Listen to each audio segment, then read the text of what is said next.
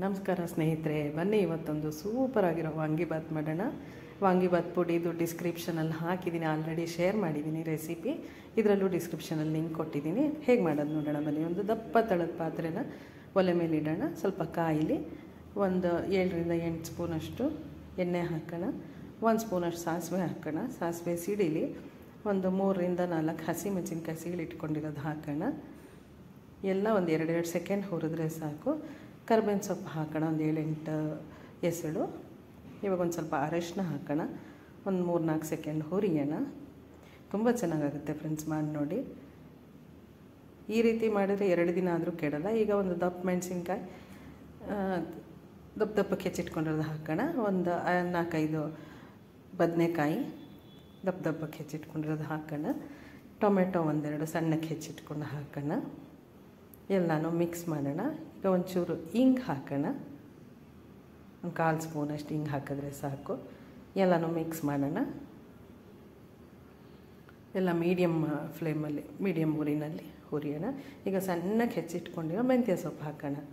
ಮೆಂತ್ಯ, ಬದನೆಕಾಯಿ, ದಪ್ಪ ಮೆಣಸಿನ್ಕಾಯಿ ಎಲ್ಲ ಸೇರಿದ್ರೆ ಹಿಂಗು ಒಳ್ಳೆ ಘಮ ಅನ್ನುತ್ತೆ. ನಾನು ಇದಕ್ಕೆ ವಾಂಗಿಬಾತ್ ಪುಡಿ ಉಪಯೋಗಿಸಿದ್ದೀನಿ.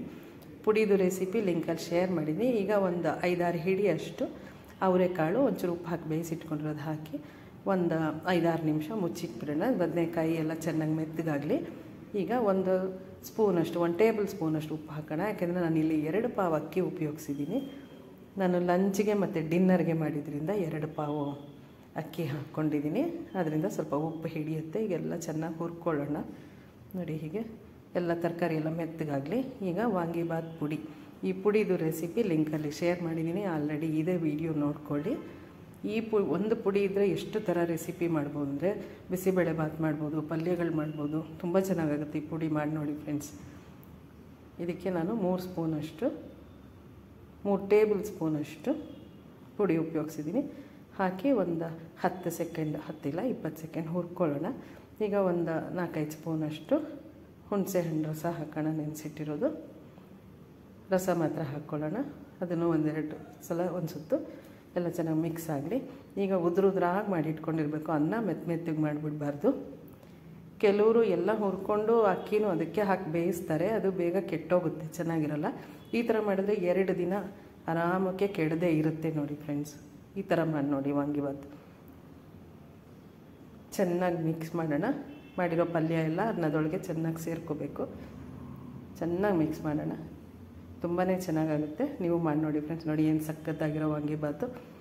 ಟ್ರಾವೆಲ್ ಮಾಡುವಾಗೆಲ್ಲ ಇದನ್ನು ಮಾಡಿಕೊಂಡು ರೆಡಿ ಮಾಡ್ಕೊಂಡು ತೊಗೊಂಡೋಗ್ಬಿಡ್ಬೋದು. ತುಂಬ ಈಸಿ ಆಗುತ್ತೆ. ನೋಡಿ, ತುಂಬ ಚೆನ್ನಾಗಾಗಿದೆ ಫ್ರೆಂಡ್ಸ್. ನೀವು ಮಾಡಿ ನೋಡಿ. ನನ್ನ ಈ ರೆಸಿಪಿ ನಿಮ್ಗೆ ಇಷ್ಟ ಆಗಿದ್ದರೆ ಖಂಡಿತ ಲೈಕ್ ಮಾಡಿ, ಶೇರ್ ಮಾಡಿ, ನಿಮ್ಮ ಫ್ರೆಂಡ್ಸ್ ಜೊತೆ ಸಬ್ಸ್ಕ್ರೈಬ್ ಮಾಡೋದು ಮರಿಬೇಡಿ ಫ್ರೆಂಡ್ಸ್. ನೋಡಿ ಏನು ಸಖತ್ತಾಗಿದೆ. ಈ ಥರ ನೀವು ಮಾಡಿ ನೋಡಿ, ನಿಮಗೂ ಖಂಡಿತ ಇಷ್ಟ ಆಗುತ್ತೆ ಅಂತ ಅಂದ್ಕೊಂಡಿದ್ದೀನಿ. ನೋಡೋಕ್ಕೆ ಎಷ್ಟು ಚೆನ್ನಾಗಿದೆ, ತಿನ್ನೋಕ್ಕೂ ಅಷ್ಟೇ ಚೆನ್ನಾಗಿರುತ್ತೆ. ಉದ್ರಾಗಿ ಒಳ್ಳೆ ಸೂಪರಾಗಿರೋ ವಾಂಗಿಬಾತ್ ರೆಡಿ ಆಯಿತು ಸ್ನೇಹಿತರೆ. ನೋಡಿ, ಇಷ್ಟ ಆಯ್ತಲ್ವ ನಿಮಗೂ? ಲೈಕ್ ಮಾಡಿ, ಶೇರ್ ಮಾಡಿ, ಸಬ್ಸ್ಕ್ರೈಬ್ ಮಾಡಿ. ಸಬ್ಸ್ಕ್ರೈಬ್ ಮಾಡೋದು ಖಂಡಿತ ಮರಿಬೇಡಿ. ಹೀಗೆ ಸಪೋರ್ಟ್ ಮಾಡಿ. ಇನ್ನೂ ತುಂಬ ರೆಸಿಪೀಸ್ ಹಾಕ್ತೀನಿ. ನನ್ನ ನೆಕ್ಸ್ಟ್ ರೆಸಿಪಿ ಬಂದು M2 ಅಥವಾ M2. ಈ ರೆಸಿಪಿಗೆ ವೆಯ್ಟ್ ಮಾಡಿ. Thanks for watching friends. Thank you so much.